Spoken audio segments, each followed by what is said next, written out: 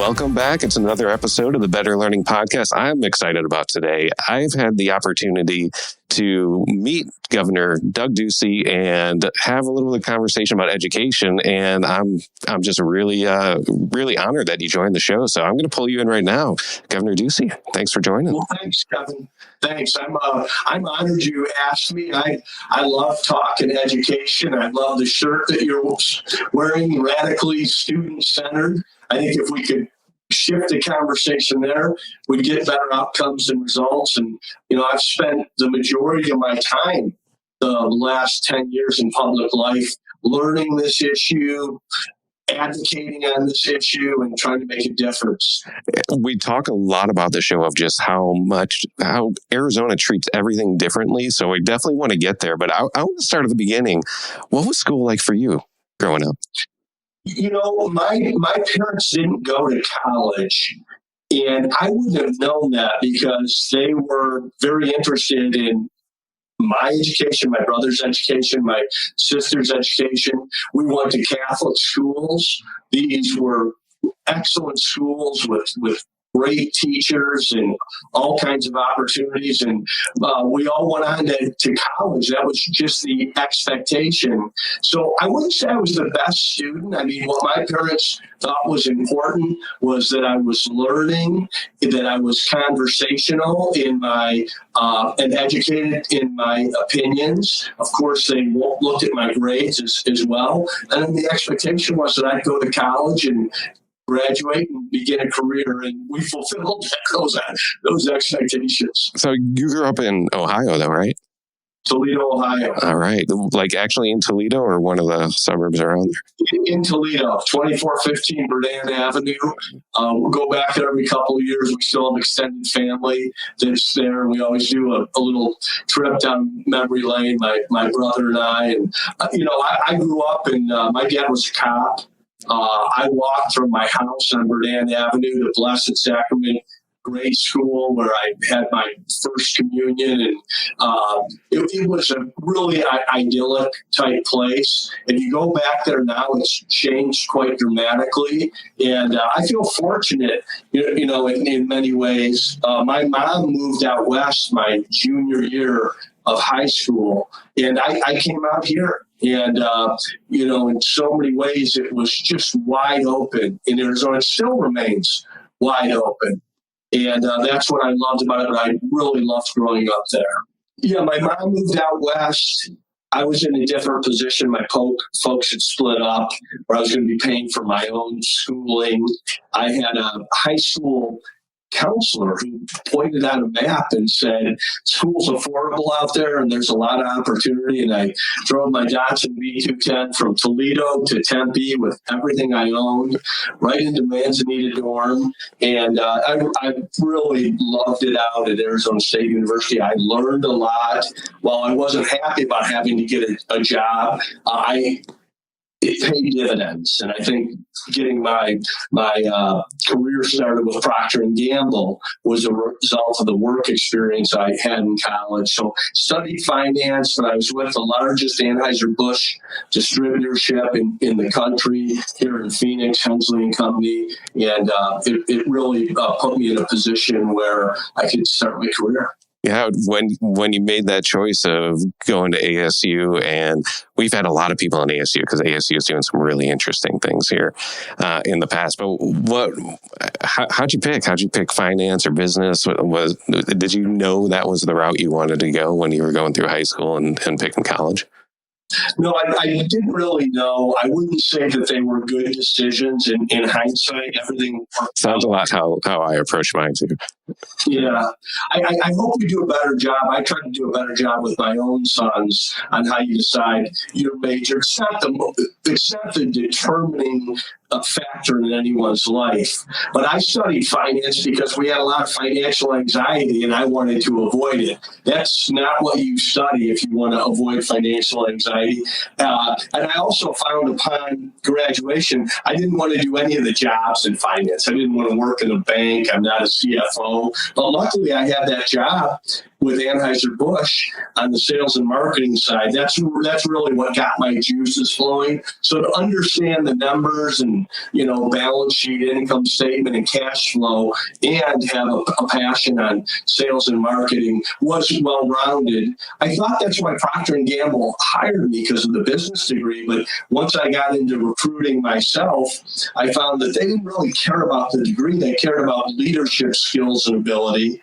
And they would go to, the football team and say to the coach, who's the best leader on the team? And they would do that in every different organization of the university. For me, they went to the Greek life coordinator and said, who's the best leader you know in this system? So that's how I got the interview. And so I tell that story to young people to study something you're passionate about. I probably would have much more enjoyed a liberal arts type undergrad degree with a focus on some business part of it. But that's the stuff I really enjoy talking about, reading and learning about.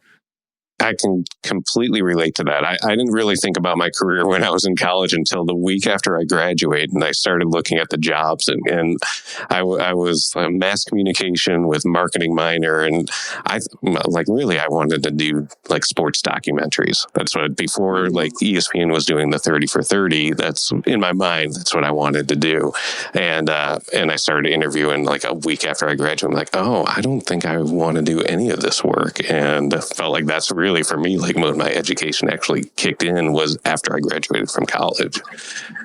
One thing, I've been on campus a couple times and talking to young people, and if there's any young people listening, one thing I've encouraged folks to do is get in the career center. I mean, get in there when you're a sophomore. Get in there, the first week in your junior year, and just start interviewing. And interview, because you can interview them as well. You're certainly not going to take a job your sophomore or junior year. But to me, that was helpful as I was going through that to see early on that I was probably in the wrong major, but I wanted to finish, so I didn't switch it up. I just grinded through classes I had a tough time staying awake in, and then kind of competed for the job that I wanted. So tell me about the transition then from going from Anheuser-Busch to P&G into Cold Stone. Well, listen, everything I did at Cold Stone, I learned it at Procter & Gamble. And I think I got the Procter & Gamble job because of the Anheuser-Busch pedigree and work experience. When we actually had to go into the market, we had to try to expand distribution. We rolled out Bud Light. If you remember Spuds McKenzie, yeah. It was a different time and place. The drinking age was 19, and Anheuser-Busch was a real leader under August Bush III. They were the folks that talked about know when to say when and alternative beverages, making sure food was at events. Beer's always, or Anheuser-Busch has always tried to position beer as the beverage of moderation. That's changed a lot since the InBev purchase of Anheuser-Busch, but to be able to go into the Procter & Gamble interview on the food service side and talk about those things that we organized and how we determined market share, I think really put me over and above other people that might have had higher marks or those types of achievements. And then the idea was, my favorite class at Arizona State University was my entrepreneurship class. There was a guy who was legendary named Claude Olney.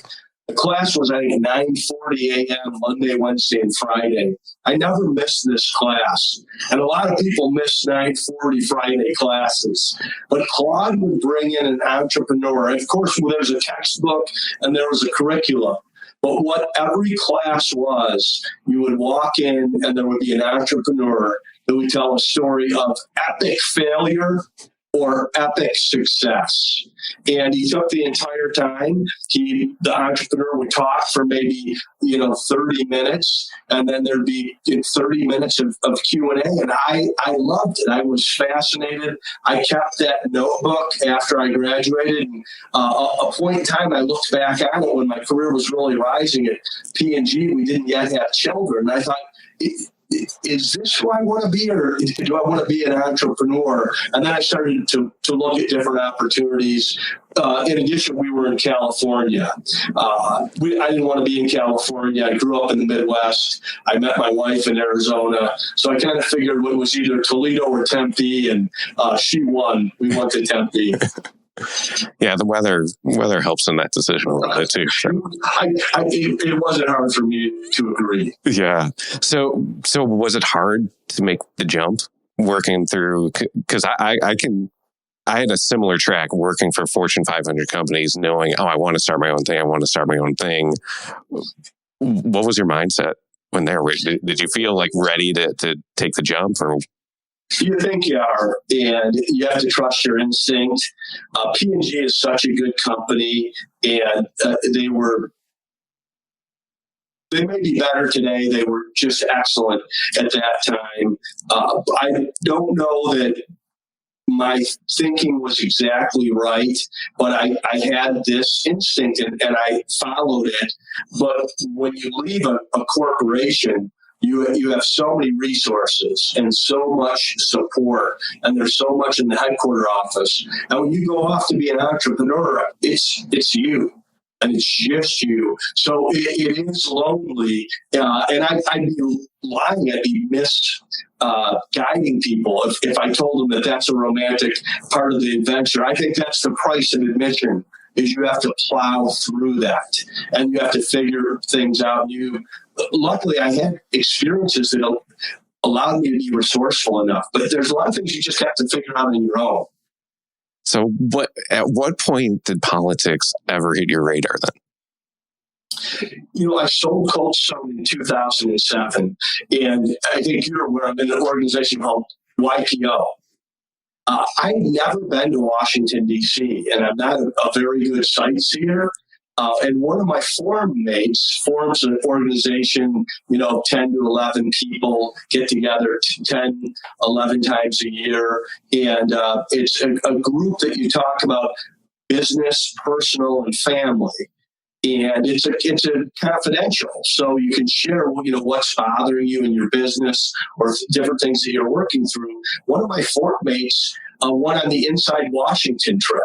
And he came back and he was raving about it. He got in the Oval Office for 45 minutes and to the top of Homeland Security. And to me, this just sounded fascinating. So I signed up for the next Inside Washington. I think they were having them every 6 months in those days. And I really got the bug of public policy. I came back really thinking there's so much going on in the world and in the country that I'm unaware of. I mean, I've been selling Folgers and Cold Stone Creamery ice cream, so I did some due diligence about running for office and went to see Senator John Kyle. I never met Senator Kyle. I'd never written him a check. I was hoping to talk to a political advisor or a member of his staff. He was very generous. He gave me 90 minutes of his time. He encouraged me to run for governor. He walked me around his office like I was his son-in-law. And I said, I didn't expect this, Senator. And he said, well, we checked you out beforehand. And so this is just another, I think, example of taking risks and following your heart. Yeah, that's really interesting. So the YPO experience, I'm just going to bring this in for the audience too, because the Education Leaders Organization, which is this confidential peer network for school leaders, is modeled after the YPO, and I'm in a similar organization like that where they use that protocol, and it is so powerful to hear that was actually like part of your career decision. It is a little bit of testament to like how powerful those peer groups are in having that space where you really can look at like 360-degree view of your life. It's invaluable. It's invaluable. And I actually started that peer group organization in what was called YEO, Young Entrepreneurs Organization. Now I think they call it. Yeah, no, yep, that's the one I'm part of. Yep. I was in one forum there for a decade. Then I went to YPO. I'm in the same forum now, 23 years later. I've never missed a forum meeting. even as governor, I launched the idea of possibly running for public office, first with my wife, of course, in the confidence of our marriage, but then in my forum. I said, hey, I'm thinking about something. And I was really hesitant to bring it up because you know how business guys are and entrepreneurs are. And I mean, many of us have real disdain for a lot of politicians, myself included. But I got a lot of encouragement from my forum, and it's invaluable. So if you're not part of those organizations, I tell young people, especially if you go to a place like ASU, try to find organizations that can make a big place smaller, where you can be in a community of shared values and peer network and people that are doing something with their life and thinking ahead, and also having some fun. Yeah. Without a doubt. I mean, I look at every major life decision having that group of just trusted, confident people that are going to not give you direct advice, but they're going to share experiences and help you kind of figure it out for yourself. So I want to shift it here over now. So now you ran for governor, you're in office. If we kind of get in more focusing just onto the education side, talk through a little bit of where your mindset was coming in, of how you looked at education, knowing kind of the landscape with Arizona, because Arizona is very different than pretty much every other state. Well, I didn't know that at the time. I had been a product of Catholic schools, went to Arizona State University, then talked about my career, but I was in an organization called Greater Phoenix Leadership. And it used to be called the Phoenix 40. It's the C-level guys around the state. You have to be invited in. And I was a little frustrated in that organization because I was one of the few entrepreneurs. Almost everybody else there was a hired gun, and God bless the hired guns, but they were very dismissive and condescending of what was happening down at the state capitol. And on every issue, they thought it could be solved with more money and more resources. And this organization oftentimes would be on the side of increasing taxes. And I was confused as to why they thought that these dollars would be properly spent. And I started to do some diligence of my own. A lot of times this organization would get an offer for a member to sit on an opening in a board or a commission. I never accepted that because I was too busy at Cold Stone. But as I got kind of my arms around my business and had a better team, there was an opening for the Arizona State Charter School Board. And I didn't really even understand at the time what a charter school was. It's confusing for innovation. And I knew that there were some in Arizona that were really highly regarded. So I said, I'll sit on that board. And had been down to the state capitol for these board meetings, saw how schools were chartered, learned a lot about school finance. The state superintendent of public instruction had a delegate on that board as well. So that was my real entree into education. I was also asked to sit on the Teach for America board. Learned a ton there, really saw the value of a great teacher. I loved Wendy Kopp's model. It's changed a lot in the last decade. I don't know what Wendy thinks of it, but I liked her model and the idea that they had a relentless pursuit of results for kids, and they were bringing them up to grade level, and they were just bringing smart, talented kids out of universities across the country. They were actually taking kids that could have worked for Google or Microsoft and putting them in classrooms of underserved kids that were below grade level and changing the world. And I think that's a model that needs to be amplified. Yeah, it's amazing how many people I've talked to that have come through that Teach for America program. It is super unique, but also one of those those programs where you're see, it can be done a different way. Those are the things that always stand out to me of all right, how can we solve this a different way? Because at the end of the day, everyone has an interest and wants to give every kid the best opportunity. but it doesn't have to be one way. And that's what we talk about a lot. And I'm with you. When I moved to Arizona, I grew up in the Midwest. I'm like, what is going on? Like, I don't understand what's, like from my wife and I, our ideas, we come in here and, we're used to, you pick your school, or your school is picked based on where you live. So it was totally different environment coming in here and saying like, oh, wow, like I can go to a different school and we have a whole bunch of really good options around here. It completely shifted everything that we kind of knew from growing up about school. It's the real beauty of Arizona, and I wish I could export our culture to other states, because there is no establishment here. There is no good old boys club. There is no status quo. If you want to be a leader here, I'm evidence of that. I mean, there's just no way that I could have done the things that I've done here in other places. When I lived in Los Angeles, when I lived in Chicago, I was on the outside looking in. When I was here, people were welcoming me in to different opportunities. And I think it's because we're a state where 73% of adults were born somewhere else, because we're the youngest state in the lower 48. But when you can have that kind of ability to innovate, you get real positive change. And I agree with you, Kevin. First, it can be done differently. Second, it can be done. And so often in America, we never really solve a problem. We innovate out of these problems. And we've seen this in our personal life. We've seen this with technology and the cloud and the internet and now AI. And yet in so many of our schools, we're doing the exact same thing they were doing 150 years ago, built on an agrarian calendar so that kids can go out and harvest the crops in the summertime.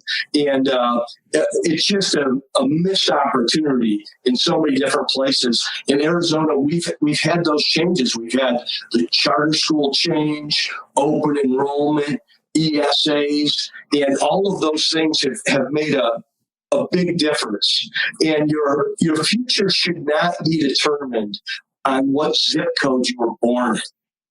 And there are just too many of our kids. There's a lot of great public schools out there. I'll brag on Arizona's all day long. But they're typically in the nicer parts of town, in the suburban areas. And many kids are trapped in a failing public schools. And I think that's wrong. I think it's un-American. It's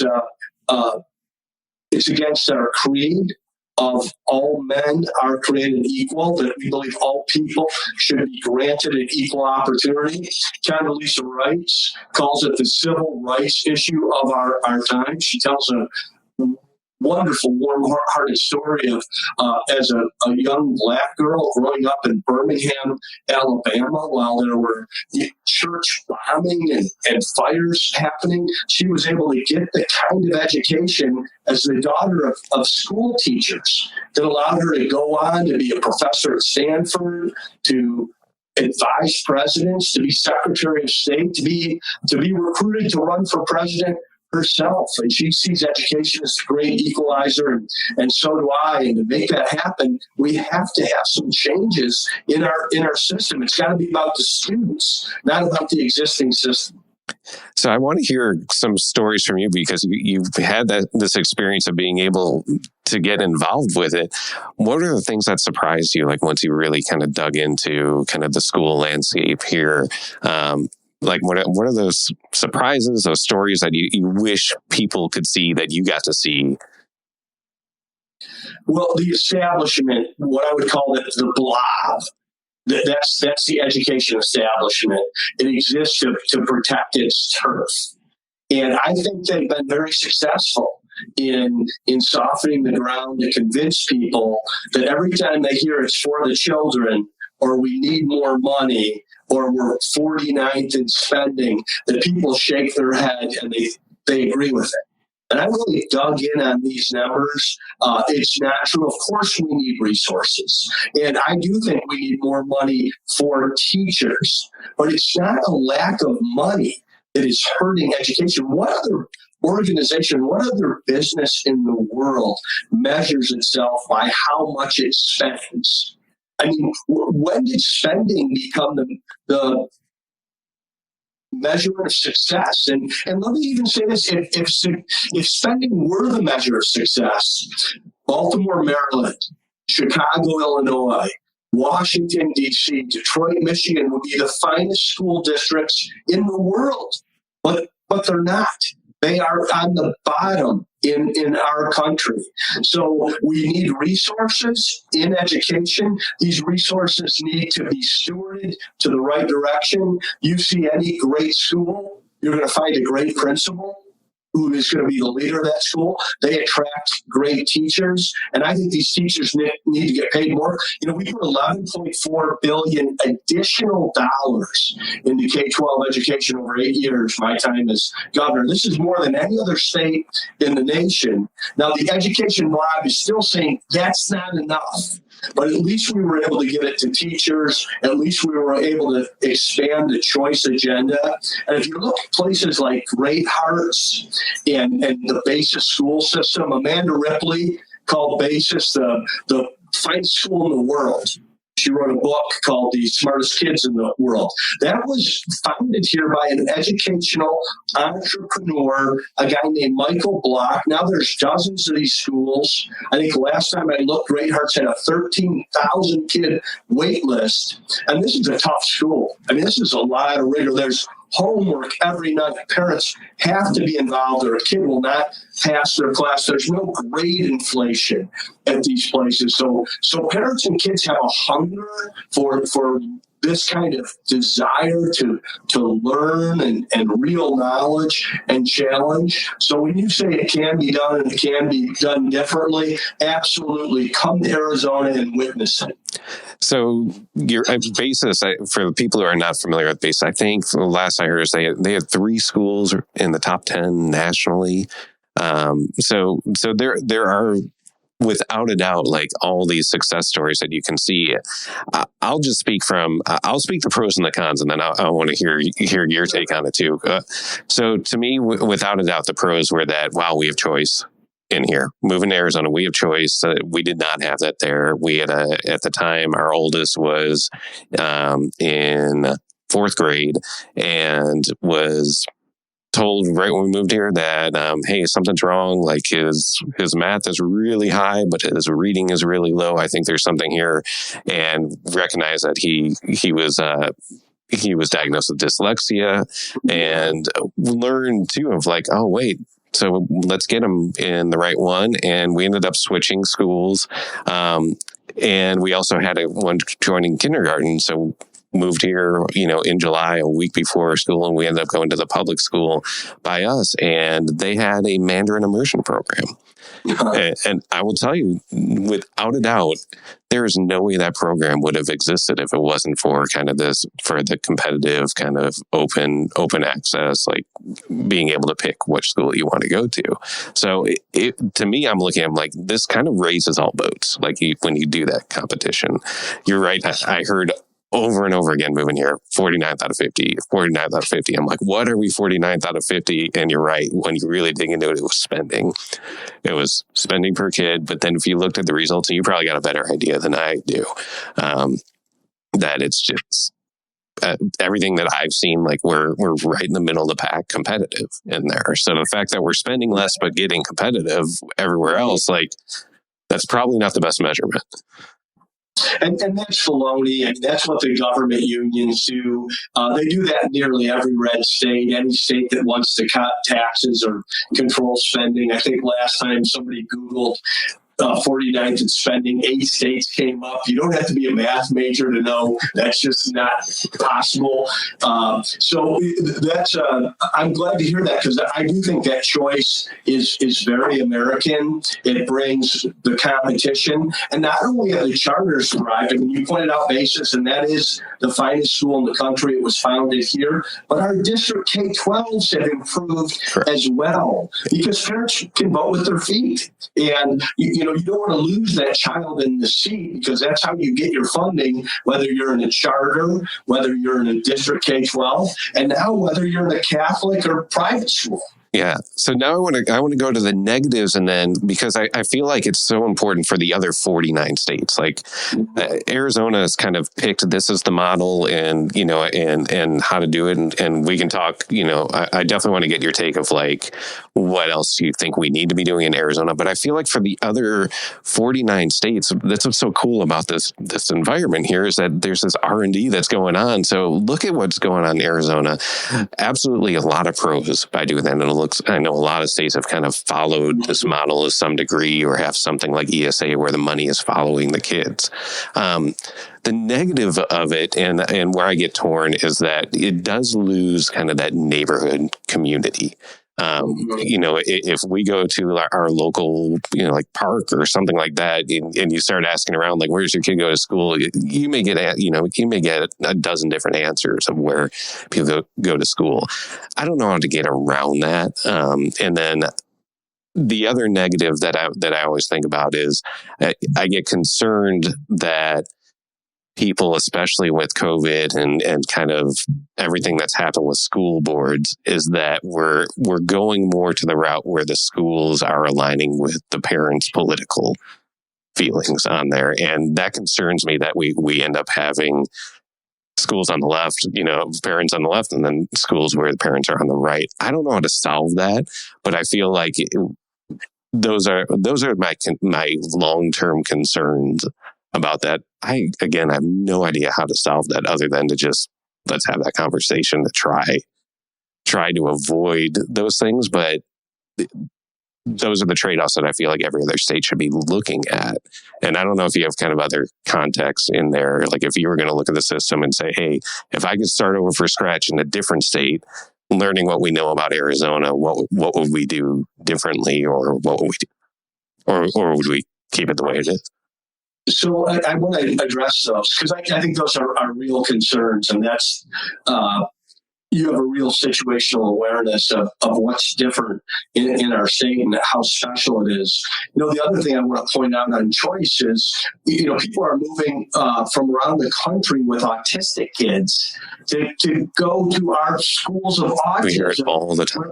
These kids don't have to be in special needs with kids that don't have autism. Everyone at the school is somewhere on the spectrum, and parents are involved, and teachers are specially trained. And this school has a wait list. They've opened up several of these schools now because these kids thrive in that environment. Now we have a pipeline at the end of 12 years where these kids move into dorms. They live on their own or with a roommate, and they're getting employment. And only choice would have allowed something as humanitarian as that. But I know what you're talking about in terms of the neighborhood school. And I'd say we still have neighborhood schools in Arizona. If you live in the nice part of town, a lot of people, choose to go to Arcadia High or Saguaro High or Horizon High. These are really good places. And there's many of these schools I could name. I'm just kind of taking the four corners from where I sit right now.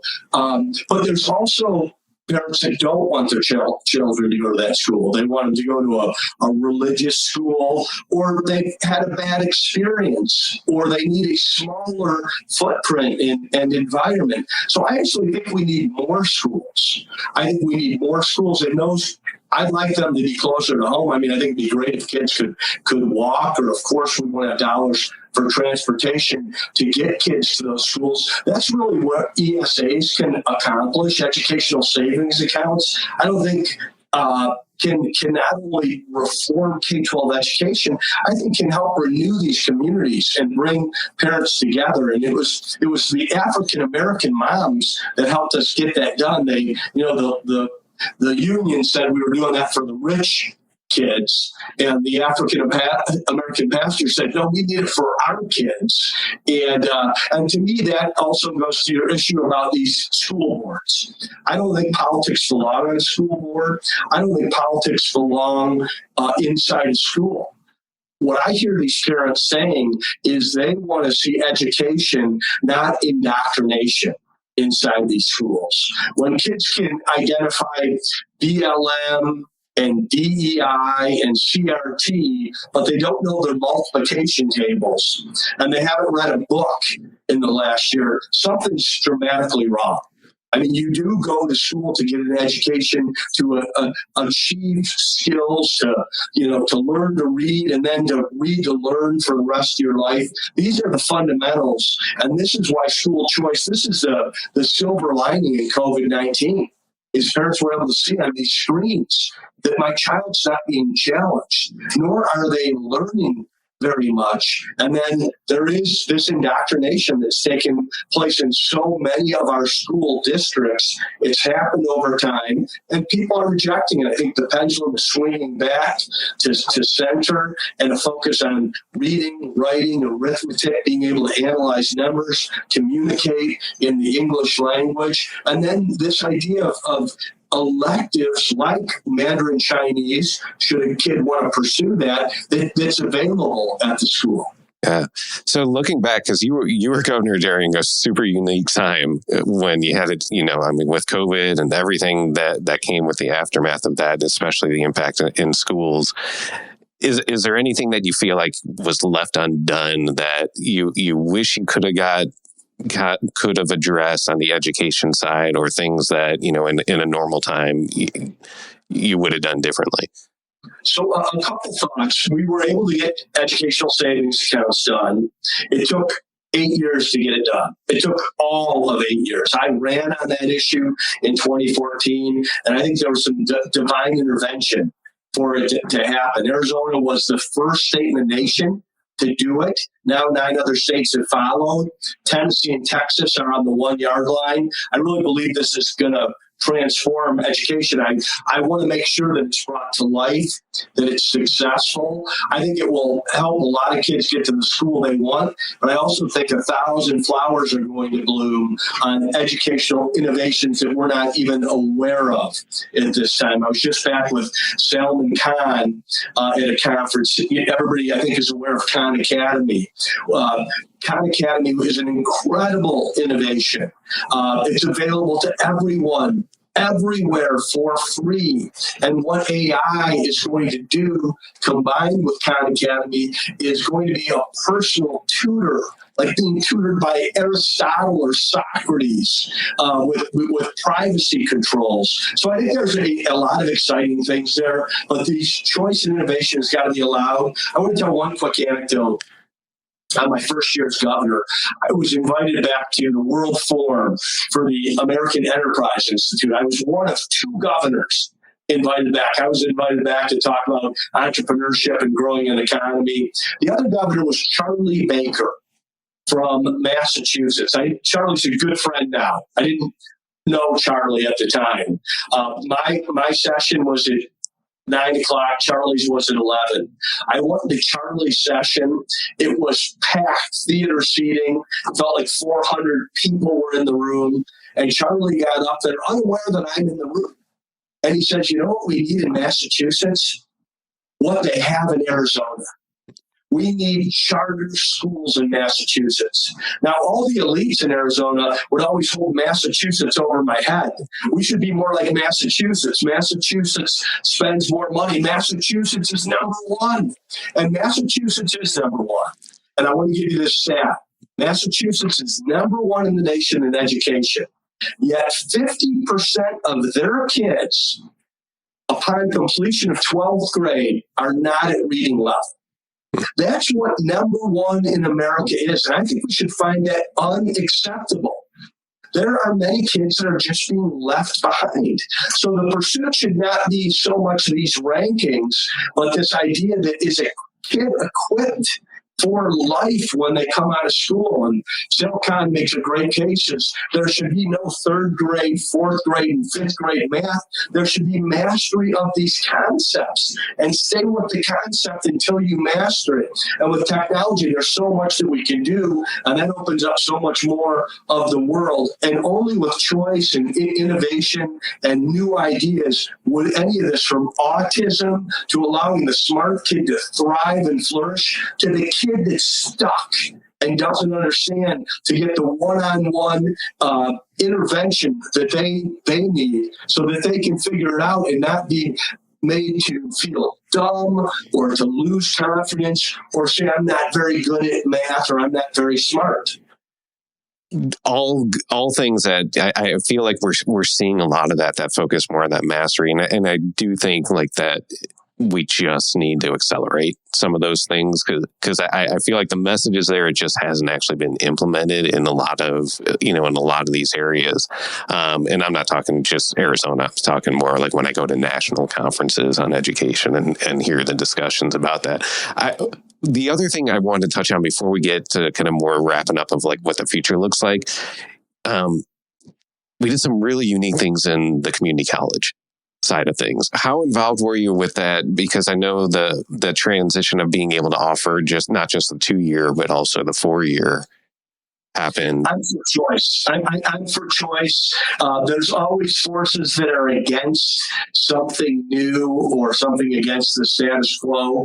But my thing is, it's like charter schools or even these educational savings accounts. Nobody loses anything. The pie is able to grow. So if you can go to a community college and it's appropriate that they can have a 4-year degree, I want to leave that up to the administrators at that local place. ASU is here in Tempe, and they've got a big footprint. They got a downtown footprint. They found a way to educate people in rural areas as well, but not every part of the state. So let that county community college fill that void, and somebody might be in a position. I mean, a lot of times we think of college as something where an 18-year-old matriculates to. But what about the person that left college when they were 20 or got married or got pregnant and never graduated and had debt and now wants to, reignite their career and can't go to school full time, can't move on campus? That's where a community college is a secret weapon and a force multiplier for that individual to have a fresh start and a new opportunity. Yeah. I feel like this generation coming up is completely recognizing that when they're seeing what the costs are of typical college and what the debt that they've seen kind of the generations before them or the parents are now, are coming with that. So they're talking to their kids about, but I mean, I'm seeing with my kids, I got a 16-year-old and he's absolutely looking at like, well, why would I go do that? I can go do a couple of years at Scottsdale Community College if I want to go live, in Tempe and kind of have more of like that college life. I can do that if I want. So it is really fascinating to see that transition happen because you're right. Like our generation was like, success was college. Success was a 4-year college. And that's how people would talk, and they'd all actually kind of say dismissive things about the community colleges. And here, I come to find out that some of the best professors and education's available there. And then another thing we have in Arizona, I don't know if this is unique to Arizona or not, but if you're a high school kid who's industrious, you can get these community college credits while you are in high school. So you can show up, freshman year of college if that's what you choose to pursue, and you're a junior in standing. And that doesn't mean you have to leave after 2 years. You can pursue more education. You can go on and get a graduate degree, or you can just be done at age 20. It's more up to you. But I think everybody's created equal, but we're all different. And, you never get on somebody. If somebody tells you, I'm going to school back east, or I got into the University of Notre Dame and I'm going to South Bend, nobody ever says, no, you shouldn't do that. You should stay close to home. You should stay, in your neighborhood, or you live in Phoenix, so you should go to Arizona State. Now, Arizona State's a great option, and a lot of kids choose it here, but there's all kinds of good options. And I think the same is true for grade school kids and high school kids. Some kids are visual learners. Some kids at basis, that's more of the STEM, skill and drill, math and science. What I've loved about Great Heart, it's more of the great books, Western civilization, full spectrum liberal arts type education. And parents in Arizona have those types of options. That's the same thing with a community college going from a 2-year associate's degree that in some categories enterprise. They can provide that 4-year degree, or they have these thriving trade schools in partnership with them. Gives a kid all kinds of options and opportunities. And I think as adults and as leaders, we need to make certain that we're speaking about these things as all excellent options. This is your version of pursuing the American dream. So what do you want to do? Where's your passion? And then go do it. Yeah, I'm glancing at the clock and can't believe how long we went, because we could probably talk for a lot longer. I want to respect your time. What's next for you? So I'm actually in the headquarter office of Citizens for Free Enterprise. We're going to educate and advocate for free enterprise. It should scare everybody out there that if you held up a sign that said socialism and capitalism in a college classroom today, it'd be about 50-50 proposition. We talk about a lot of our freedoms that are enshrined in the Constitution and the Bill of Rights. Economic freedom, that ability to pursue happiness, is chief among them. It undergirds our whole system. School choice falls under this idea of free enterprise. We're going to be an all 50 state organization. We're up and running in Arizona and Georgia and expanding into other states. You can find out more at citizensforfreeenterprise.com. Go sign up. We'll send you an email and tell you more. Well, it's great having these discussions. We'll put those links and everything in there. But having former Governor Doug Ducey, it's just, I love that you took the time to do this and talk to our audience on there. Just a reminder to everyone listening, if you are not already a subscriber, just hit subscribe wherever you're listening to. And betterlearningpodcast.com is the hub for everything. Thank you for your time. Really appreciate it. Thank you very much, Sean. Really enjoyed it. God bless you. Keep pressing. The views and opinions expressed in the Better Learning Podcast are those of myself as an individual and of my guest, and do not necessarily represent the organizations we work for, the Association for Learning Environments, K-12, Education Leaders Organization, or Second Class Foundation.